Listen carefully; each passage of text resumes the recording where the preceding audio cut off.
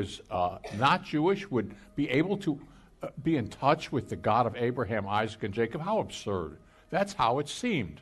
And that's how it seemed for a very long time, for a couple of thousand years, starting with Abraham. It was absurd, the idea that a Gentile could get this. Why? Those people, they're out of it completely. God is with us, and the rest of them are just debris.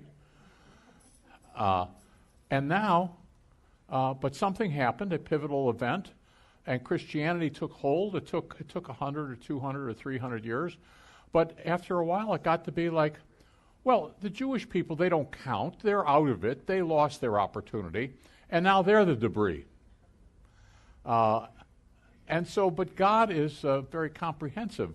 And he loves all of his people, all of the human race. He wants all of the human race to be redeemed, or that portion of it that is willing to be redeemed. So finally, it's happening, and we're in the middle of it. There is a process going on, and I'm fond of quoting the growth of the Messianic movement during the last 50 years. 50 years ago, there were no Messianic congregations, none. And there were perhaps 1,000 Jewish believers scattered among the churches across the country. And they identified themselves as formerly Jewish or Hebrew Christians.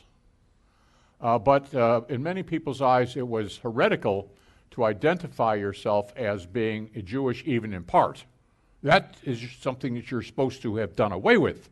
And because back at the Council of Nicaea, and holding on to any vestige of Jewishness was grounds for excommunication.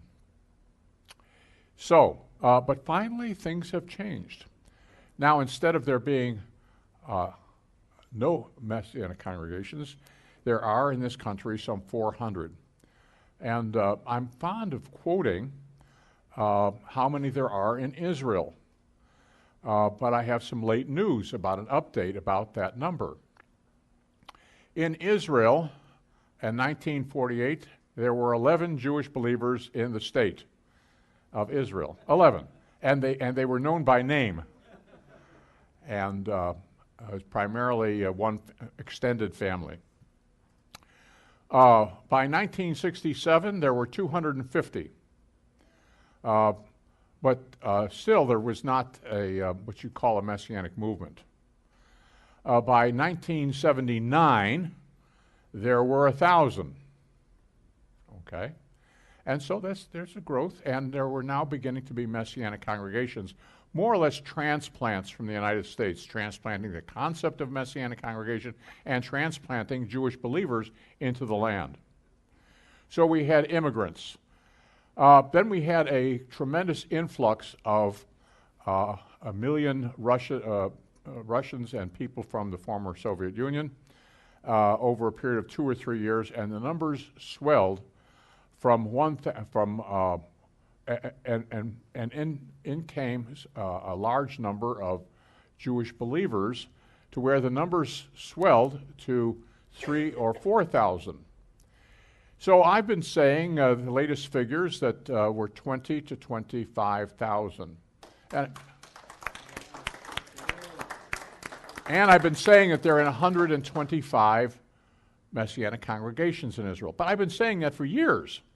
And now I just learned of a survey, a formal survey conducted by chosen people, that says that the number is now close to 30,000, not 20 or 25,000. And there are now almost 300 Messianic congregations in Israel. Look at the trajectory of this. Look at the trajectory of this. Some of the congregations are large, some are small. So things are growing, and the man on the street in Israel has become aware of what this is. So, although we are small in number, although there are only a few new Jewish believers in a year in each congregation, and let's say there are 1,000 congregations worldwide, all right, still the number grows slowly, slowly, or as we say, yittle by yittle,